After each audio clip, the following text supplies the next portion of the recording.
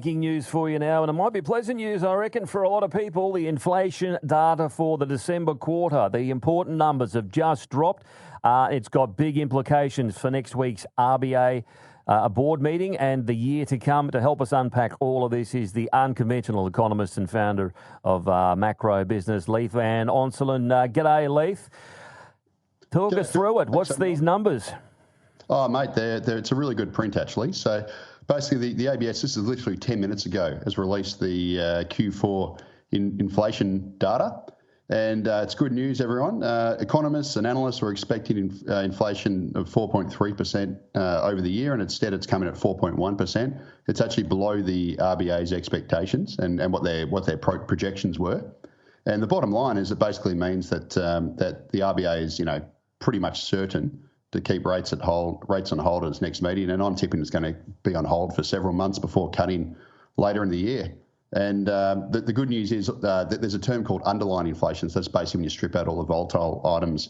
That print came in at 4.2% year on year, and that's also falling fairly quickly. And the story here, Bill, is it's all about tradables inflation. So basically what tradables are is anything that comes off a ship that's imported into Australia. So think about your TVs and all your consumer goods and all that sort of stuff.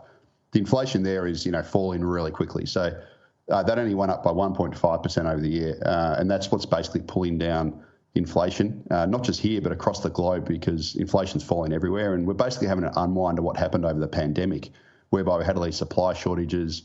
Obviously, factories were shut because of lockdowns, et cetera, and that actually drove up inflation. Now all that's unwinding. We've obviously also had government stimulus back then. Now we've got obviously high interest rates everywhere.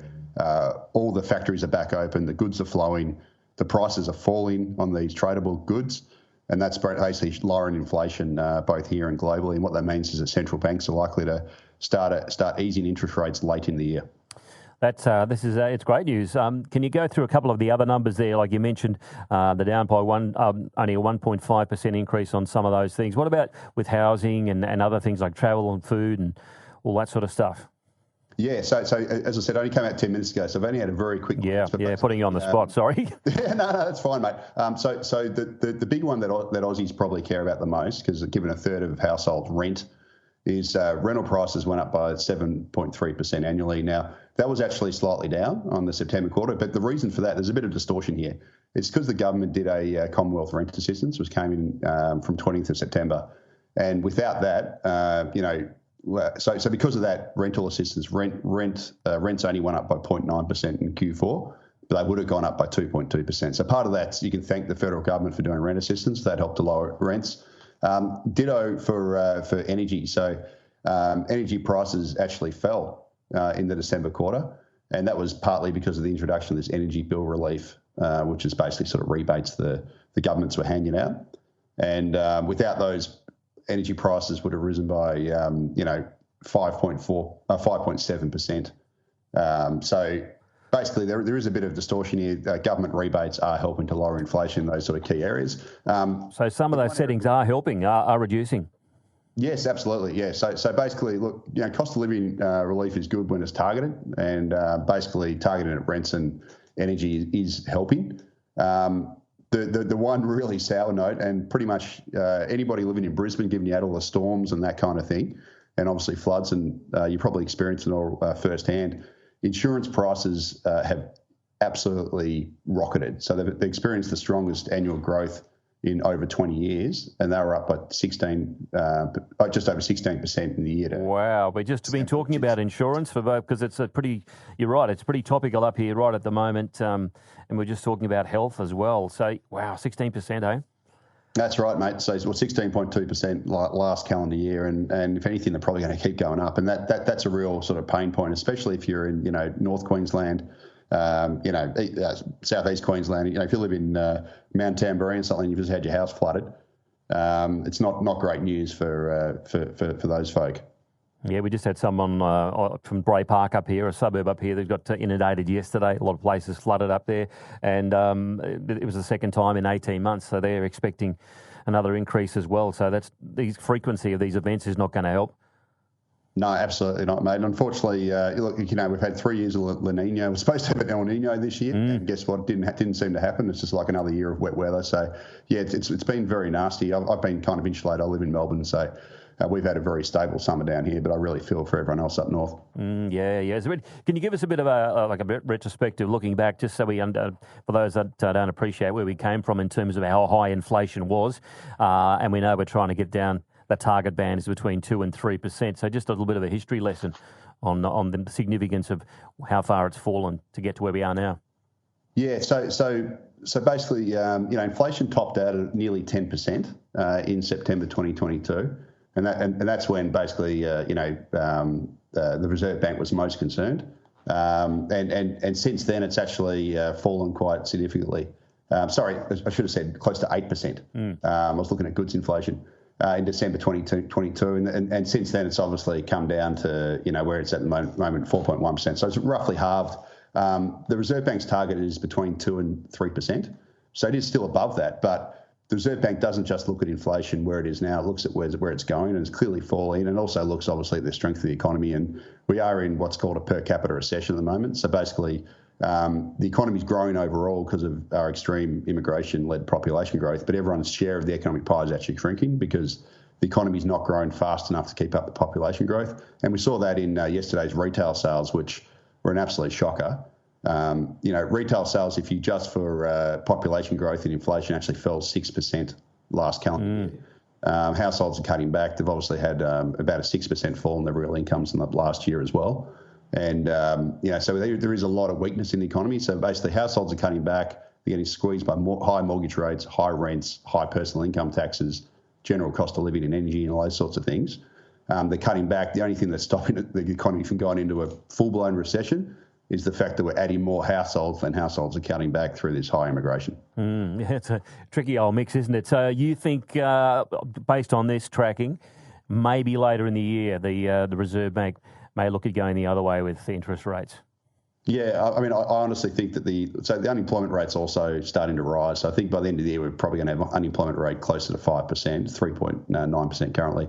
And obviously, the economy's incredibly weak in per capita terms. And then obviously inflation's falling. So I think the RBA is going to basically start cutting in the second half, probably, maybe Q4 this year. And I think central banks around the world are going to be sort of following step because this inflation profile in Australia is basically being replicated everywhere. And it's really this goods inflation story, basically the reverse of what happened during the pandemic when all these prices shot up because there was supply constraints everywhere. Now we've got oversupply. And that's that's sort of leading to this disinflation everywhere, which is good news. What does it mean for the retail sector then? You've touched on the big drop there. What does it mean for them?